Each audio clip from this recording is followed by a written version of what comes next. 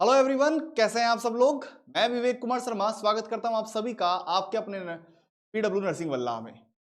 हम बात करेंगे आज हमारे टॉपिक नर्सिंग मैनेजमेंट सब्जेक्ट के quality assurance and nursing audit. अब देखिए, नाम से समझिएगा पहले तो क्वालिटी एश्योरेंस होता क्या है। जैसे मान लीजिए कि हम जो सर्विस दे रहे हैं, हम जो केयर प्रोवाइड कर रहे हैं, क्या हम उस एस्पेक्ट तक, या मैं बोलूं कि हम जो चाहिए सेटिस्फैक्ट्री जो एस्पेक्ट है वहां तक हम लोग सर्विस दे रहे हैं या नहीं दे रहे। जैसे आप मान लीजिए आपने एक बाइक ली है, ऐसे समझिएगा कि मान लीजिए आपने एक बाइक ली और आपको बाइक लेने से पहले जो सेलर है उसने बताया था कि ये बाइक जो है वो 30 किलोमीटर माइलेज जो, या मैं बोलूं माइलेज की स्पीड या जो भी है वो दे देगी। उसने बताया था कि 30 का माइलेज ये जो है बाइक देगी। ठीक है, अब आप उसको चेक करना चाह रहे हो, उसको अश्योर करना चाह रहे हो कि क्वालिटी को, कि क्या सही में ये 30 माइलेज देगी या नहीं देगी, हाँ, या उससे कम देगी या उससे ज्यादा देगी। तो सेम वही चीज है, क्वालिटी जो अश्योरेंस हम लोग कर रहे हैं कि भैया जो हॉस्पिटल में हम लोग जो केयर दे रहे हैं, क्या वो हम लोग उस लेवल की केयर दे रहे हैं या नहीं दे रहे। तो इसको चेक करने की जो टर्मिनोलॉजी है, इसको जो चेक करने की जो प्रोसेस है, वो क्या कहलाती है, आपकी क्वालिटी अश्योरेंस। और उसको चेक करने के लिए एक पर्टिकुलर टीम होती है, ऑडिट। ऑडिट जो है वो हर साल इसको चेक करती है। वो सब हम लोग बातें करेंगे। चलिए आइए सबसे पहले बात करते हैं क्वालिटी एश्योरेंस में हम लोग क्या क्या बात करेंगे। क्वालिटी एश्योरेंस, एक्रीडिटेशन और नर्सिंग ऑडिट की बात हम लोग करेंगे। सबसे पहले अगर बात करें, देखिए अकॉर्डिंग टू डब्ल्यूएचओ के अनुसार अगर बात करें हम लोग कि किसकी क्वालिटी बता रहे हैं हम लोग, एश्योरेंस। क्वालिटी एश्योरेंस होती क्या है डब्ल्यूएचओ के अनुसार 1982 में, सॉरी 1992 में डब्ल्यूएचओ ने जो है वो क्वालिटी एश्योरेंस की डेफिनेशन दी। क्या बताया उन्होंने कि quality assurance as making sure that the services provided by the hospital are the best possible in given existing resource and current medical knowledge। कि भैया हॉस्पिटल के द्वारा जो केयर दी जा रही है वो बेस्ट है, वो क्या है, एकदम बेस्ट है। वो सारे रिसोर्सेज को क्या कर रही है, यूज कर रही है।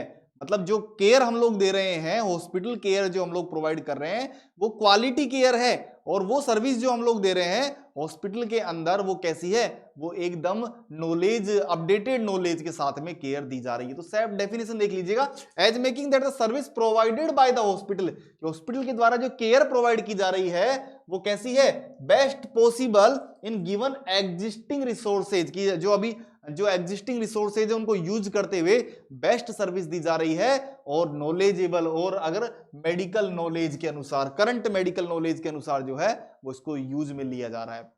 मतलब वही सीधी सी बात है, जैसे आपने बाइक खरीदी, आपको बोला गया था कि 30 की माइलेज देगी और वो नहीं दे रही है माइलेज, हाँ, क्या आप उसको चेक कर रहे हो कि क्या ये इतना माइलेज दे रही है या नहीं दे रही है। तो वो चेक करना ही क्या है, वो क्वालिटी एश्योरेंस है। तो सेम हम लोग वहां बाइक के केस में कर रहे हैं, यहाँ किसके केस में कर रहे हैं, यहाँ हम लोग जो है वो क्वालिटी एश्योरेंस हॉस्पिटल के केस में कर रहे हैं।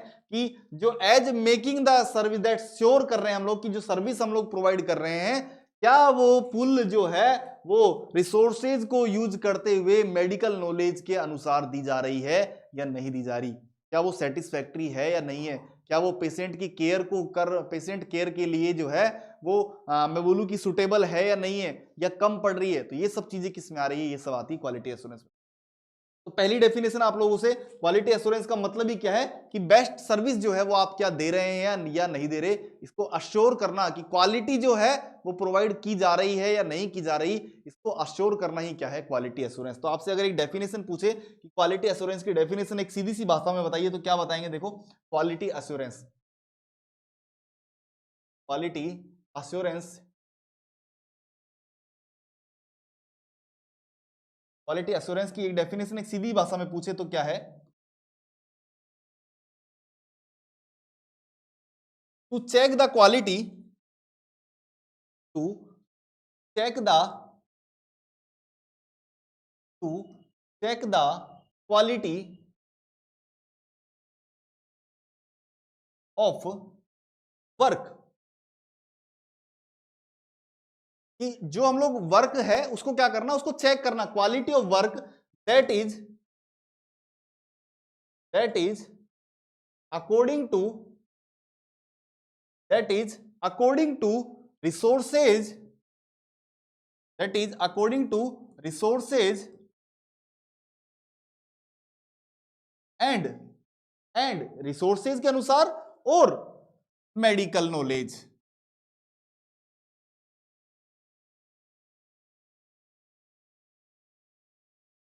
और मेडिकल नॉलेज के अनुसार है या नहीं है, इस बात का क्या करना, हमको चेक करना है कि भैया हम लोग जो सर्विस दे रहे हैं, हम लोग जो काम दे रहे हैं, काम कर रहे हैं हॉस्पिटल के अंदर, वो क्वालिटी का काम कर रहे हैं या नहीं करना, और इसी को चेक करना, इसको अश्योर करना ही क्या है, क्वालिटी एश्योरेंस। होप आपको डेफिनेशन में कोई दिक्कत नहीं हो।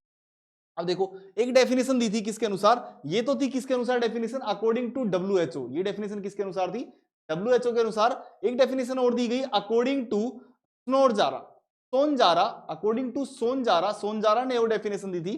देखिएगा उसके अनुसार क्या है, एक सिस्टमेटिक एफर्ट्स, एक सिस्टमेटिक एफर्ट, जैसे मान लीजिए ये पेशेंट आया हॉस्पिटल में, अब आपने पहले एक सिस्टमेटिक तरीके से क्या किया, उसको एफर्ट डाला उसकी बीमारी के लिए। मान लीजिए एक्सीडेंट हुआ है, तो ऐसे थोड़ी ना कि आप आते ही उसको डायरेक्ट कि सब आ गया पेशेंट खून में बिल्कुल लथपथ है एकदम, और आते ही आप जो है उसका सर्जरी स्टार्ट कर दोगे, नहीं, पहले उसको साफ करोगे, जहां जहां चोट लगी आप उसको असेस करोगे, डायग्नोस करोगे, तो एक सिस्टमेटिक एफर्ट डालोगे नहीं डालोगे, तो एक systematic effort to maintain satisfactory performance और improve medical and nursing care and its result, कि भैया एक सेटिस्फैक्ट्री रिजल्ट के लिए, भैया हमको एक अच्छा रिजल्ट चाहिए, एक अच्छी रिजल्ट के लिए हमको क्या करना होता है, सिस्टमेटिक एफर्ट डालना होगा। इसके लिए टू मेंटेन सेटिस्फैक्ट्री परफॉर्मेंस, कि हमको एक अच्छी परफॉर्मेंस के लिए हमको क्या करना होगा, एक सिस्टमेटिक एफर्ट डालने होंगे। मान लीजिए आप जो है नोटसेट के एग्जाम क्रैक करना चाहते हैं, तो आपको सिस्टमेटिक एफर्ट डालना होगा। कैसे, भैया पहले सारी सब्जेक्ट्स को पढ़ा जाएगा, फिर उनके एमसीक्यू सोल्व किए जाएंगे, डीपीपी सोल्व की जाएगी, सब कुछ आप सोल्व करेंगे, एक सिस्टमेटिक एफर्ट डालेंगे, तो फिर आपको सेटिस्फैक्ट्री रिजल्ट जो है वो मिलेगा ही मिलेगा। और उस सेटिस्फैक्ट्री रिजल्ट को क्या करना, चेक करना, भैया हमने इतना एफर्ट डाला था और क्या हमें उस अकॉर्डिंग रिजल्ट मिल रहा है या नहीं मिल रहा, कि हमने इतना सेटिस्फैक्ट्री एफर्ट डाला और हमारे जो रिजल्ट है वो उसके अकॉर्डिंग मिल रहा है या नहीं मिल रहा, ये चेक करना ही क्या है, क्वालिटी एश्योरेंस। आप लोगों से अगर कोई सीधी सी भाषा में एक लाइन में डेफिनेशन पूछे क्वालिटी एश्योरेंस की, तो क्या है, to check the improvement, to check the quality of work, की जो आपने काम किया है उसकी क्वालिटी को चेक करना, to check the quality of work that is according to resources, की रिसोर्सेज के अनुसार है या नहीं है, और मेडिकल नॉलेज के अनुसार है या नहीं है, इसको चेक करना ही क्या है, क्वालिटी एश्योरेंस। सीधी सी बात है, आपसे इतना ज्यादा बस एक डेफिनेशन याद रखनी। अब देखो आजकल एक सवाल और पूछने लग गए, अब जो है अगर बात करें आपसे और भी कुछ पूछे, तो देखिए क्वालिटी एश्योरेंस में क्या होता है, in nursing it has focused on the nursing care, कि भैया नर्सिंग में क्वालिटी एश्योरेंस क्या होगी, भैया नर्सिंग में क्वालिटी एश्योरेंस क्या है, कि हमको नर्सिंग केयर प्रोवाइड करनी है। हाँ, उसके अलावा delivery structure and process and result, कि भैया नर्सिंग, मान लो नर्सिंग की क्वालिटी एश्योरेंस हो रही है, तो आपसे क्या चेक कर सकते हैं नर्सिंग क्वालिटी एश्योरेंस में, आप लोग मान लीजिए आप चेक करने वाले हैं, तो आप क्या चेक करेंगे कि भैया नर्सिंग की केयर सही दे रहे हैं या नहीं दे रहे, क्या ये सारे रूल्स और रेगुलेशंस को फॉलो कर रहे हैं या नहीं कर रहे, हाँ, कि जो प्रोसेस है उनको फॉलो कर रहे हैं या नहीं कर रहे, इन सब चीजों को चेक करना ही क्या है, आपका नर्सिंग एश्योरेंस है। क्लियर है। अब देखो कि भैया आप नर्सिंग एश्योरेंस को चेक कैसे करेंगे, कि भैया पिछली साल जो है, मान लीजिए एक डाटा आपके सामने है कि भैया पिछली साल जो है वो यहाँ इस हॉस्पिटल में 5 लाख लोगों का इलाज किया गया था, ठीक है, 2023 की बात है, 2023 में 5 लाख लोगों का इलाज किया गया था। 2024 में जो है वो अभी तक जो है जनवरी मंथ में 1 लाख हो चुके हैं, ठीक है, जनवरी मंथ में 1 लाख पेशेंट अब तक जो है इनका इलाज हो चुका है। ऐसे एग्जाम्पल बता रहा हूं, ऐसा कोई वो नहीं है।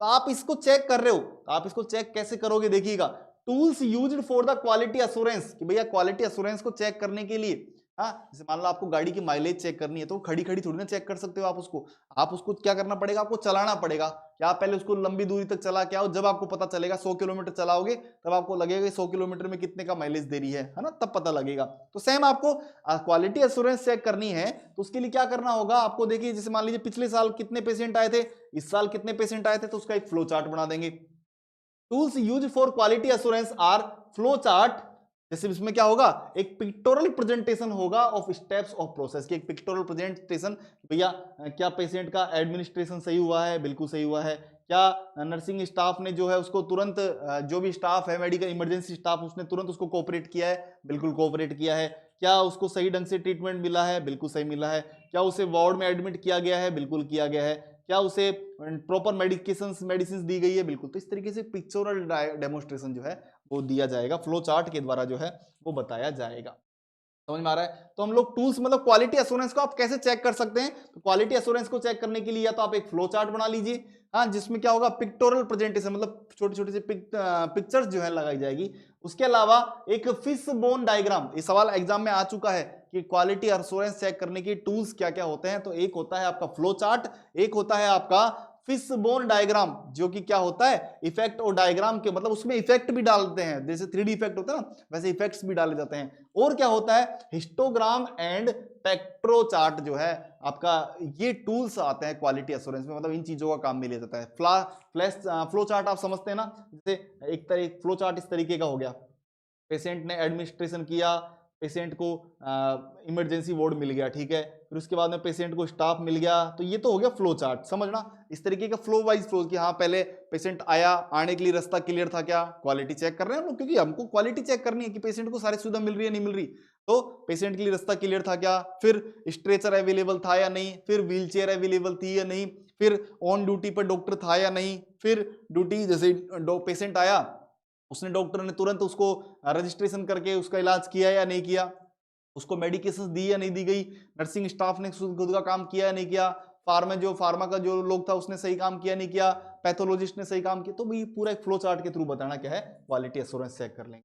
के बाद में दूसरा होता है आपका फिश बोन डायग्राम, जिसके अंदर क्या है, क्योज एंड इफेक्ट, कि भैया एक फायर का डायग्राम, जैसे इसमें क्या होगा, एक फायर डायग्राम है ये, कि आग लगी थी, इस तरीके से फायर दिखा देंगे, पेशेंट को इस तरीके से दिखा देंगे, पेशेंट इतना परसेंट 90% बर्न हुआ है, हाँ अब बताओ क्या क्या करोगे, तो वो फायर क्या होता है आपका, क्योज एंड इफेक्ट डायग्राम। तीसरा होता है आपका हिस्टोग्राम, हिस्टोग्राम में पूरा कंडीशंस बताया जाता है कि आने से लेकर एग्जिट तक की पूरी बातें लिखी होती है। लास्ट क्या होता है आपका पेरेट्रो चार्ट, और पेरेट्रो चार्ट के अंदर क्या होता है, पेरेट्रो चार्ट के अंदर जो है वो पॉइंट्स लिखे होते हैं यस और नो में, ट्रू और फॉल्स, की क्या पेशेंट का एडमिशन किया गया, हाँ या ना, ऐसे बॉक्स बने होते हैं, यस और नो, फिर यस पर क्लिक कर देंगे। क्या पेशेंट को जो है नर्सिंग स्टाफ ने सपोर्ट किया, यस और नो, तो यस पर है ना। तो पेरेट्रो चार्ट इस तरीके का एक चार्ट हम लोग इंप्लीमेंट कर देते हैं, ठीक है। तो ये सब चीजें जो है ये टूल्स हम लोग काम में लेते हैं, पेक्टोहिस्टोग्राम में भी, ठीक है। चलिए, तो ये टूल्स हैं किसके, क्वालिटी एश्योरेंस के। के अलावा अब देखो 1980 में क्या किया गया, 1980 में क्वालिटी जो एश्योरेंस है उसको कुछ बदल दिया है, उसमें कुछ बदलाव किए गए हैं। देखो इन 1980 quality assurance replaced by the continuous quality improvement, अब इसका नाम बदल दिया गया है, क्या कर दिया गया है, CQI, और ये CQI की फुल फॉर्म पूछी जाती है भैया, CQI की फुल फॉर्म, क्वालिटी एश्योरेंस जो नाम है, अब इसको बदलकर क्या कर दिया गया है, कंटिन्यूअस क्वालिटी इंप्रूवमेंट, कि हम लोग पहले चेक कर रहे थे, लेकिन अब हम पहले तो हम लोग डायरेक्ट चेक कर रहे थे कि हाँ इतना दे रही है नहीं दे रहे, पर अब हम इंप्रूवमेंट कर रहे हैं कि हाँ यार हम इस तरीके से काम करेंगे तो क्वालिटी इंप्रूवमेंट होगी।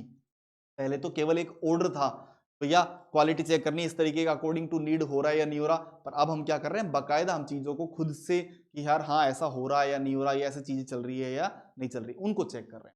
इसके अलावा अब देखो CQI जो क्वालिटी कंटिन्यूअस क्वालिटी जो इंप्रूवमेंट है, इसके अंदर क्या होता है, involve A coordinated and integrated approach for improving the process that affect the client outcome, कि भैया पहले तो हम लोग क्वालिटी को चेक कर रहे थे, अब हम क्या कर रहे हैं, अब हमने एक ऐसी अप्रोच लगाई है, इंटीग्रेटेड और एक एसोसिएटिव अप्रोच लगाई है, जिसमें सब लोग मिलके काम कर रहे हैं। पहले हम क्या कर रहे थे, पहले चेक कर रहे थे कि डॉक्टर्स की टीम ने सही काम किया या नहीं किया, हाँ नर्सिंग की टीम ने सही काम किया या नहीं किया, हाँ जो फार्माकोलॉजिस्ट थे उन्होंने सही काम किया या नहीं किया, जो पैथोलॉजिस्ट थे उन्होंने सही काम किया या नहीं किया, ये तो चेक करना तो क्या था, क्वालिटी एश्योरेंस। और अब हमने क्या कर दिया, अब हमने इन सब को मिला दिया, इंटीग्रेट कर दिया कि भैया अब जो है आप सब लोग मिलकर एक साथ काम करो, ये क्या है, CQI क्वालिटी, या मैं बोलूं कि क्या है, इसको अब क्या बोल दिया गया है, अब इसको बोला गया है आपका कंटिन्यूअस, की भैया कंटिन्यूअस क्वालिटी इंप्रूवमेंट, कि अब सब मिलकर हम क्या करेंगे, क्वालिटी को बढ़ाएंगे। पहले सिर्फ चेक करने पर फोकस किया जाता था, अब जो है वो क्वालिटी देने पर फोकस किया जाता है 1980 के बाद में। तो आपसे फुल फॉर्म पूछ सकते हैं, CQI की फुल फॉर्म पूछी जाती है, CQI का फुल फॉर्म क्या है, कंटिन्यूअस क्वालिटी इंप्रूवमेंट। नेक्स्ट आगे बात करते हैं। अब देखो ये तो होता है क्वालिटी के बारे, क्वालिटी एश्योरेंस के बारे में बात की। अब आता है एक एक्रीडिएशन। एक्रीडिएशन क्या होता है, जैसे स्कूल की मान्यता मिलती है ना, जैसे स्कूल खोलने से पहले मान्यता मिलती है, एक्रीडिएशन मिलता है, वैसे ही हॉस्पिटल्स की बात करेंगे। देखो एक्रीडिएशन क्या है, it is a formal procedure used to determine the competence of the service provided by an organisation, की एक ऑर्गेनाइजेशन के द्वारा जो सर्विस है वो प्रोवाइड की जा रही है या नहीं की जा रही, और वो ऑर्गेनाइजेशन बिल्कुल सही भी है या नहीं है, या ऐसे झूठे में कोई ऑर्गेनाइजेशन चला दिया और वो ना कोई सर्विस दे रहा है ना कुछ दे रहा है और फंडिंग उठाते जा रहा है गवर्नमेंट से। तो एक्रीडिएशन का मतलब क्या है कि ये प्रोसीजर है यूज्ड टू डिटरमाइन, चेक करने का क्या, कि जो भी सर्विस दी जा रही है प्रोवाइडेड बाय ऑर्गेनाइजेशन वो सही भी है या नहीं है, या ऐसी झूठी खबर चल रही है कि साहब ऐसे एक हॉस्पिटल चल रहा है, कागजों में हॉस्पिटल चल रहा है, उसमें कोई कुछ चीज नहीं है। तो ऐसा चेक करना वो क्या है, एक्रीडिशन। देखो एक्रीडिशन में क्या होता है, डेफिनेशन ऑफ एक्रीडिशन की बात करेंगे। देखो इधर देखिएगा, डेफिनेशन ऑफ एक्रीडिशन की बात करेंगे। Definition of accreditation, it is a self assessment, कि खुद से असेसमेंट करना, या तो पहली बात तो, और एक्सटर्नल पीयर असेसमेंट, या तो खुद ही असेसमेंट कर ले कि भैया हमारे सारे डॉक्यूमेंट सही है या नहीं है, हम बिल्कुल सही सर्विस दे रहे हैं या नहीं दे रहे। लेकिन आजकल खुद का असेसमेंट कौन करता है, कोई नहीं करता। हमेशा पीयर, एक्सटर्नल पीयर, कि भैया बाहर से कोई समूह जो है लोगों का, एक जो हमारे साथी हैं उनका एक समूह जो है वो क्या करता है, चेक करता है। Assessment process used by the health care organisation to accurately assess their level of performance in the relation to establish standards। भैया जो हम लोग काम कर रहे हैं, कि भैया क्या होगा, जैसे स्कूल है, स्कूल जैसे आपने खोली है मान लो, तो उसको चेक करने के लिए बीएलओ से एक टीम आती है ना, ब्लॉक या बीडीओ से, जो ब्लॉक डिवीजन ऑफिस होता है, वहां से एक टीम आती है, वो चेक करती है कि स्कूल की सारी मान्यताएं सही है या नहीं है, स्कूल जो है वो जो हमारे रूल्स और रेगुलेशन है उनके अनुसार काम कर रहा है या नहीं कर रहा, या केवल कागजों में चल रहा है। तो सेम हॉस्पिटल को भी वैसे ही चेक करना कि क्या सही में काम हो रहा है या नहीं हो रहा, या केवल कागजों में काम हो रहा है, इसको चेक करना। इसको चेक करने के लिए जो कमेटीज बनाई है वो क्या है, वो एक्रीडिएशन है। ये प्रोसेस होता है सेल्फ असेसमेंट या assessment by external group. Accreditation का मतलब क्या है, या तो सेल्फ असेसमेंट। अब असेसमेंट मतलब ऐसा नहीं कि मन में बैठ के सोचने के लिए हाँ यार मैं सही काम कर रहा हूं, मैं सही काम नहीं, आपको बकायदा आपके सारे पेपर जो है वो पूरे हैं या नहीं है, आप उस सर्विस दे रहे हो या नहीं दे रहे हो उस अकॉर्डिंग लेवल की। हाँ, या तो आप खुद चेक करोगे, और आप अगर सेल्फ असेसमेंट नहीं हो रहा, आपके पास नहीं है कि साहब हमारे इतने अंदर कैपेसिटी नहीं कि मैं सारे डॉक्यूमेंट्स चेक कर सकूं, एक्सटर्नल पीयर ग्रुप आता है, वो चेक करता है कि भैया आपके सारे चीजें सही है या नहीं है, आप जो सर्विस प्रोवाइड कर रहे हो वो लेवल की जो एक ऑप्टिमाइज लेवल है उस लेवल की कर रहे हो या नहीं कर रहे हो। तो ये सब किस में आता है, एक्रीडिएशन में। ठीक है, अगर बात करें देखो एक्रीडिएशन जो है दोनों तरीके से होता है। Accreditation is a formal recognisation by an impartial body, के मतलब एक तरीके से रिकॉग्नाइजेशन भाई, स्कूल की मान्यता, हॉस्पिटल की मान्यता वो किसके द्वारा मिलेगी। अब या तो प्राइवेट स्कूल होगा या गवर्नमेंट स्कूल होगा, तो सेम, या तो प्राइवेट हॉस्पिटल होगा या गवर्नमेंट स्कूल, या तो गवर्नमेंट होगा या नॉन गवर्नमेंट होगा। तो ये एक तरीके से मान्यता है। एक्रीडिएशन क्या है, एक तरीके से मान्यता देना, हॉस्पिटल गवर्नमेंट हॉस्पिटल है या प्राइवेट हॉस्पिटल है। ठीक है, that can be educational or health care institution has must establish quality benchmark, कि भैया हम इसको गवर्नमेंट एजुकेशनल या नॉन गवर्नमेंट लोग किस तरीके से मान्यता दे रहे हैं, और ये उस लेवल की हेल्थ एजुकेशन और केयर को जो है वो प्रोवाइड कर रहा है या नहीं कर रहा, इस सब को चेक करना वो क्या है, आपका एक्रीडिएशन। अब देखो एक्रीडिएशन की आगे बात करेंगे, एक्रीडिएशन का एम क्या है, क्या एम्स है, एम्स ऑफ एक्रीडिएशन, कि एक्रीडिएशन का एम्स क्या है। देखिएगा भैया पहला एम्स क्या है, टू मेंटेन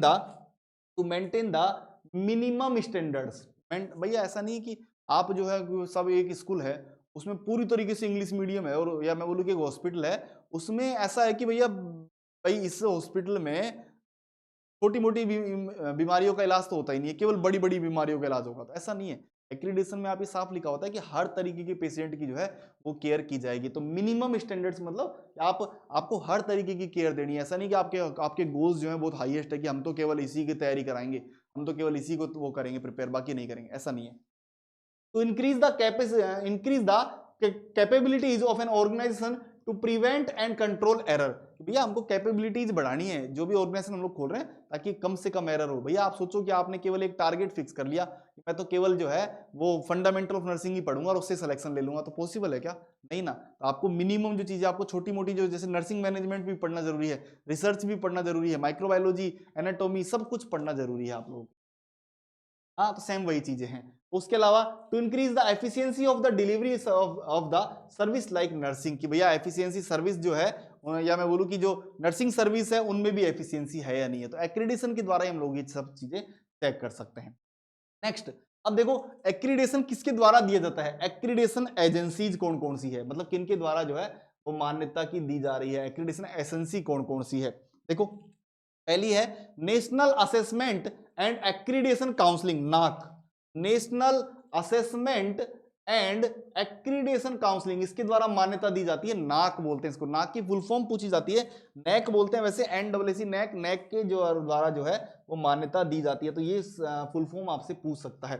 दूसरा आप लोगों से ये पूछा सकता है national accreditation board of hospital and health care provider, ये भी जो है वो मान्यता देता है किसके लिए, प्राइवेट और गवर्नमेंट हॉस्पिटल के लिए, NABH बोलते हैं इसे। क्लियर है बात। चलिए अब देखो इसके अंदर क्या है, सबसे पहले नेक के अंदर देखेंगे, it is an autonomous institute established by the university, grant of UGC के द्वारा इसको एस्टैब्लिश किया गया था, कब, 1999 में। Audit and accreditation of educational institute की जितने भी जो एजुकेशन से रिलेटेड, जैसे नर्सिंग कॉलेज खोलना है, नर्सिंग कॉलेज की मान्यता के लिए किसको एप्लीकेशन देनी पड़ेगी, नेक को देनी पड़ेगी कि भैया आप नर्सिंग कॉलेज खोलना चाहते हैं। इसके अलावा ये जो है नर्सिंग आपका NABH जो है, ये cooperation of ministry of health and family welfare programme है, और जितने भी operate accreditation programme for the health care organisation like hospital, अगर हॉस्पिटल्स को ओपन करना है तो उसके लिए एक्रीडिटेशन किससे लेना होगा, NABH से लेना होगा। ये सवाल आ जाता है कि to open the hospital where should accreditation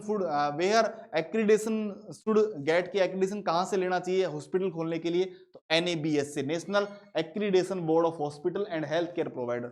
और अगर एक नर्सिंग कॉलेज खोलना है तो फिर कहां से लेना पड़ेगा, नेक से। और अगर एक नर्सिंग कॉलेज और एक हॉस्पिटल दोनों की आपको मान्यता लेनी है तो फिर दोनों जगह आपको जाना पड़ेगा। समझ गए बात। चलिए अब आगे की बात करते हैं। अब नर्सिंग ऑडिट क्या होता है, देखो ऑडिट का मतलब है चेक करना एक तरीके से।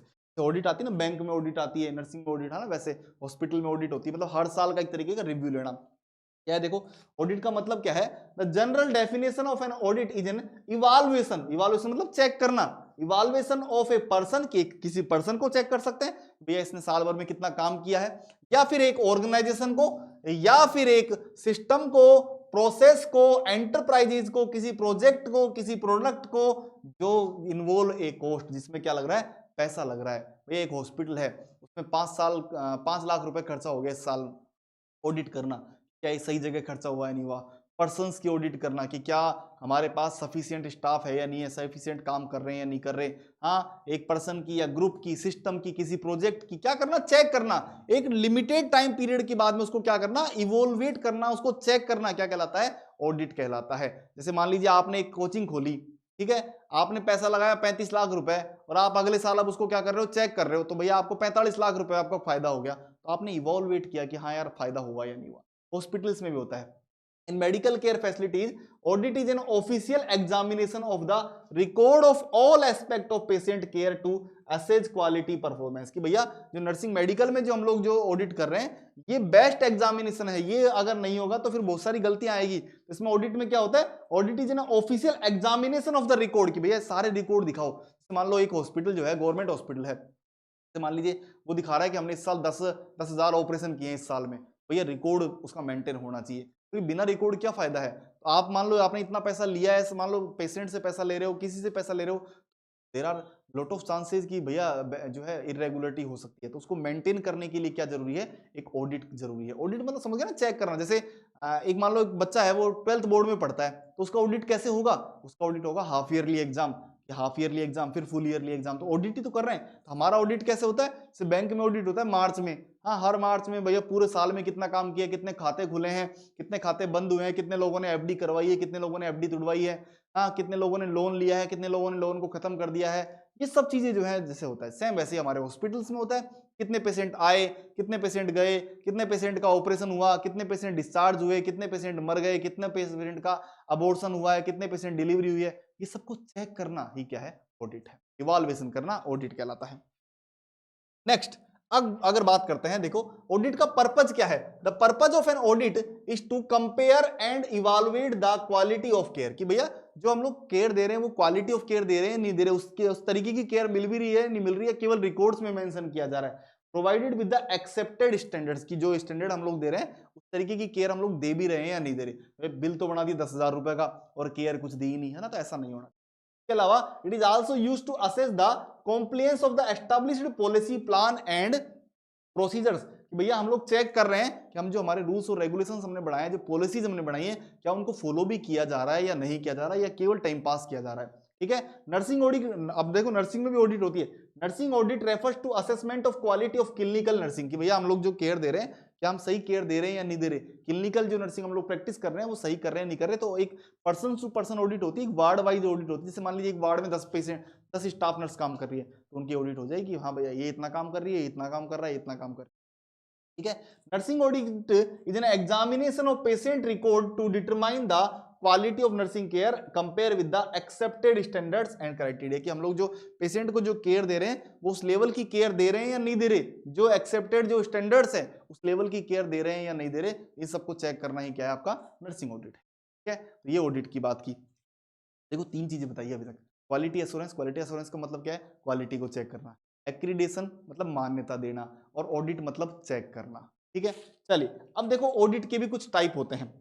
ऑडिट के कुछ टाइप होते हैं जिसमें सबसे पहला है रेट्रोस्पेक्टिव ऑडिट। मतलब क्या होगा इसके अंदर, देखो looking back that what has happened into the passed by the use of records. भैया रिकॉर्ड्स को यूज करके कि पिछले लास्ट 4 महीने में क्या क्या हुआ है, लास्ट 1 साल में क्या क्या हुआ है, सारे रिकॉर्ड्स को हम लोग खंगाल रहे हैं कि लास्ट 1 साल में 10,000 पेशेंट ओपीडी में थे, 5,000 पेशेंट आईपीडी में थे, 1,000 ऑपरेशन हुए, 500 अबॉर्शन हुए, 500 बच्चों ने जन्म लिया। ये सब हम लोग रिकॉर्ड्स के द्वारा चेक कर रहे हैं, मतलब पास्ट की चीजों को चेक कर रहे हैं। रेट्रोस्पेक्टिव ऑडिट कहलाता है। ठीक है, ये पूछ लेते हैं, ये सवाल इंपॉर्टेंट है, ऑडिट के टाइप्स इंपॉर्टेंट है, मैं फिर कह रहा हूं। दूसरा प्रोस्पेक्टिव या आपका कॉनकरेंट ऑडिट की observe directly during the care. भैया अभी मान लो आपने एक पेशेंट को केयर दी, आपने आके लिख दिया कि पेशेंट ने जो है वो पेशेंट को 10 इंजेक्शन लगाए हैं, आपने बोल दिया पेशेंट को 10 इंजेक्शन लगाए गए हैं। ठीक है, और वो लगाए नहीं, आपने लगाए नहीं, आपने केवल झूठ बोल दिया। तो जो प्रोस्पेक्टिव है या जो कंकरेंट ऑडिट है वो होती है एट प्रेजेंट टाइम, कि आपने ऐसा किया है या नहीं किया, उसको चेक किया जाता है। तो observe directly during the given care, कि आप केयर दे रहे हो उसी समय डायरेक्ट चेक हो गया, सब कुछ उसी समय चेक हो गया, वो कहलाता है प्रोस्पेक्टिव और कॉन्करेंट ऑडिट। नेक्स्ट आती है आपकी इंटरनल ऑडिट। इंटरनल ऑडिट क्या होती है कि वो इंटरनल आंतरिक तरीके से होगी, जैसे review of work by peers और इंटरनल ऑडिटर्स, कि भैया आपके काम को चेक किया जाएगा किसके द्वारा, या तो आपके कोई ग्रुप के सदस्य के द्वारा या एक इंटरनल ऑडिटर्स की टीम होगी उसके द्वारा। जैसे होता है ना इंटरनल ऑडिट बहुत होती है कि भैया काम सही से कर रहे हैं नहीं कर रहे हैं, 10 घंटे का काम कर रहे हैं, कितने घंटे काम कर रहे हैं, क्या काम कर रहे हैं, तो वो ऑडिट होता है। Next external audit, audit carried by the out of the person, out of the agencies, मतलब कोई थर्ड पार्टी आपको चेक कर रही है कि क्या सही से काम हो रहा है या नहीं हो रहा, सही से काम कर रहे हैं या नहीं कर रहे। तो ये चीज है, 4 तरीके की होती है। रेट्रोस्पेसिफिक मतलब पास्ट का, कंकरेंट या प्रोस्पेक्टिव मतलब प्रेजेंट का, एक होगा आपका इंटरनल ऑडिट जो कि इंटरनल मेंबर्स के द्वारा, जो भी या कोई पीयर होंगे जो भी अलग पेयर ग्रुप से उनके द्वारा, और एक्सटर्नल मतलब बाहर के लोगों के द्वारा ऑडिट करना क्या कहलाता है आपका ऑडिट। तो 3 चीजें पढ़ी हमने इस चीज में। हमने पढ़ा क्वालिटी एश्योरेंस कि जो हम लोगों ने मैं बोलूं कि क्वालिटी केयर हम लोग दे रहे हैं या नहीं दे रहे, जो हम लोगों ने जो हमारे रूल्स और रेगुलेशंस पॉलिसीज है उसके अकॉर्डिंग हम लोग केयर दे रहे हैं या नहीं दे रहे। एक्रीडेशन मतलब मान्यता, और ऑडिट का मतलब है चेक करना, इवोल्वेशन करना कि काम जो है सही ढंग से हो रहा है या नहीं हो रहा। क्लियर है बात, यहाँ तक की बातें हम लोगों ने की, उम्मीद है आप लोगों को समझ में आया होगा। Thank you so much. आप लोगों से फिर से मिलेंगे अगले टॉपिक के साथ में। और देखिए नर्सिंग मैनेजमेंट से कुछ सवाल जो इंपॉर्टेंट है वो इसी तरीके से आते हैं, जैसे CQI की फुल फॉर्म पूछ सकते हैं, NAC की फुल फॉर्म पूछ सकते हैं, NABH की फुल फॉर्म पूछ सकते हैं, टाइप्स ऑफ ऑडिट से सवाल आ सकते हैं। यहाँ पर ये कुछ सवाल जो है आपके लोगों के लिए इंपॉर्टेंट बनते हैं। मिलते हैं आप लोगों से अगले टॉपिक में। Thank you so much. और कमेंट बॉक्स में बताइएगा जरूर कैसा आपको लगा। और एक सवाल जो मैं आप लोगों से यहाँ पूछना चाहूंगा कि कोपलिक स्पॉट जो है वो किस डिजीज का एक इंपॉर्टेंट कैरेक्टरिस्टिक है। Koplik spot is the important characteristic of which disease, बताइएगा जरूर। मिलते हैं आप लोगों से अगले पार्ट में। Thank you so much, bye bye, take care.